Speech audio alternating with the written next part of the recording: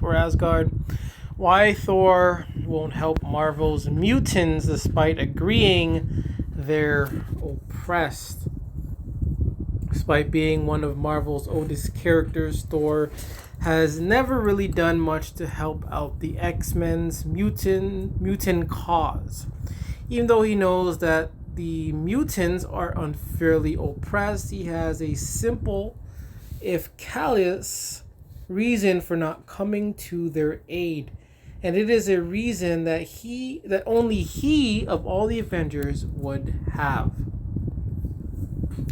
Thor is one of the most unique Avengers in that he is an Asgardian, one of the immortal race of gods. Well, initially, he was given a mortal human form of Donald Blake to give him a deeper connection to humanity. Eventually, this aspect of his character was discarded. This does not mean that he has no inclination to help humans or form bonds with them. Indeed, he is a founding member of the Avengers with deep ties to the ancient Avengers, and he has fought on behalf of humanity an untold number of times. But his background does not give him a unique perspective from most of Marvel's other superheroes. It is in this perspective that caused Thor to ignore the plight of the mutants. In Uncanny Avengers number 2, written by Rick Remender, better remember, with art by John Cassaday, the Avengers are helping to clean up the devastation caused by the mutant avalanche, who had been mind controlled by the Red Skull, indiscriminately attacking a city. Captain America is using this incident to try to recruit Havoc to the Avengers, mainly in order to increase the public's trust in mutants. But it is also an attempt to involve the Avengers more deeply in the threats that mutants have typically faced alone.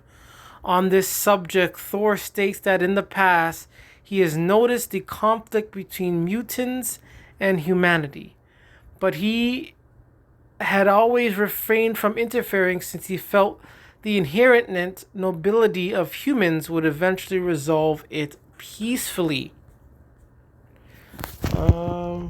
Can't zoom in. I can't zoom in, so I can't. Just freeze. Just froze on me.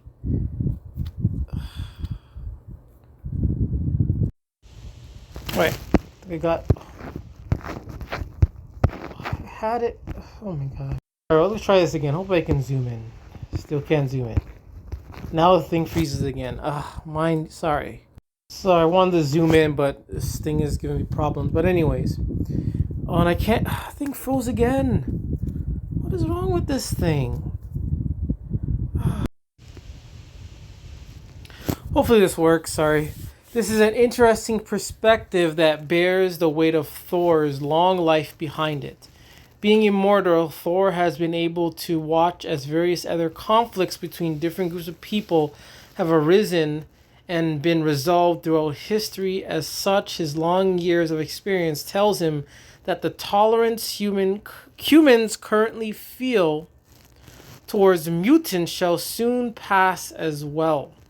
Even the extreme oppression that the mutants faced was not enough of an incentive to forcefully intervene on their behalf.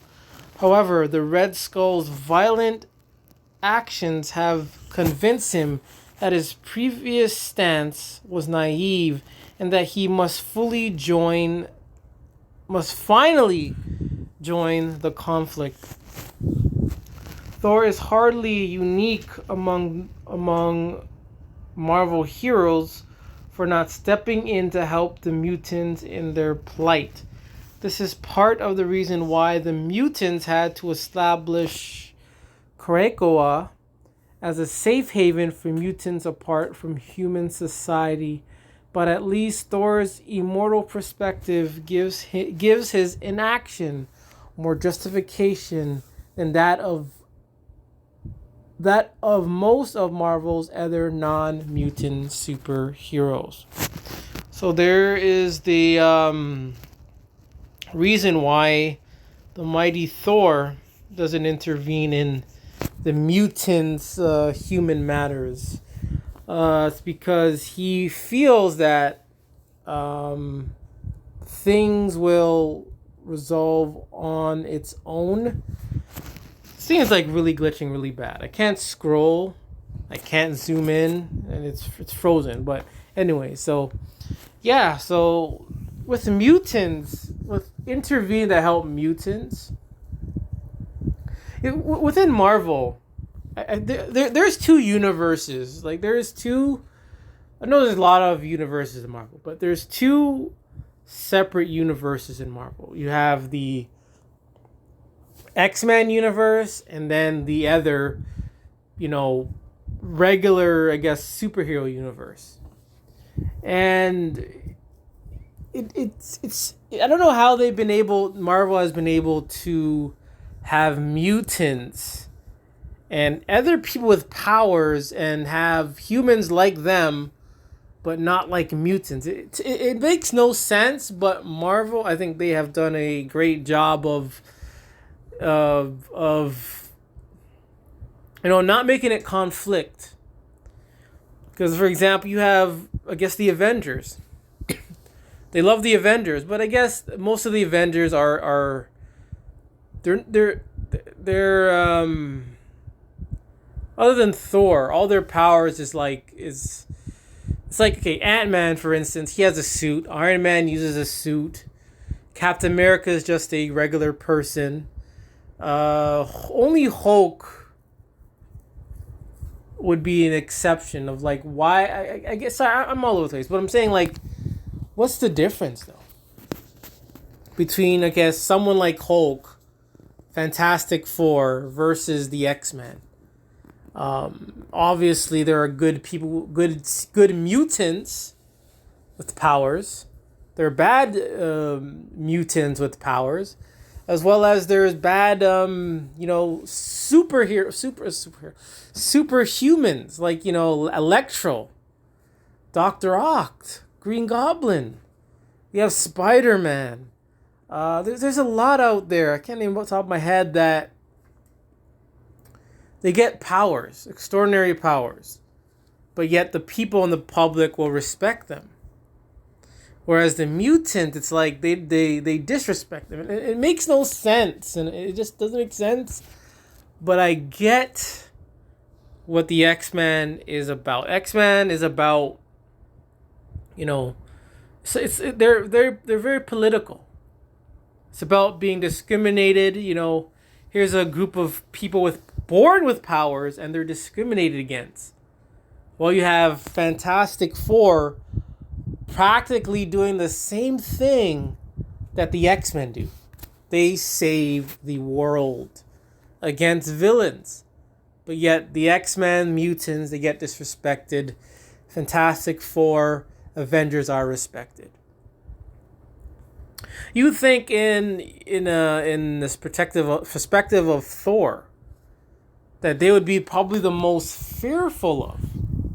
Here is a god that could crush planets, cause weather storms, lightning, cause havoc, but they show no fear towards the god of thunder.